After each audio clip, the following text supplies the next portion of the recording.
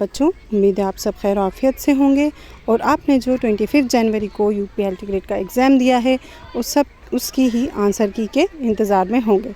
तो जैसा कि आप स्क्रीन पर देख रहे हैं, आपकी यूपीएलटी ग्रेड की आंसर की जो है वो आ चुकी है और ये जो आप बॉक्स में देख रहे हैं ये आंसर्स जो हैं वहाँ से ये आंसर आए हैं।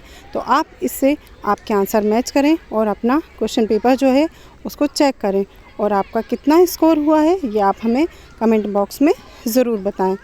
आप जैसे ही आपका जो भी स्कोर है, आपका सिलेक्शन हो रहा है, आपका जो मेंस का एग्ज़ाम है आप उसकी तैयारी कर सकते हैं। किसके ज़रिए? चॉक एंड डस्टर एकेडमी के ज़रिए। इसका उर्दू का जो मेंस का एग्ज़ाम है वो उसकी तैयारी कराई जा रही है हमारे चॉक एंड डस्टर एकेडमी का जो चैनल है उस पर।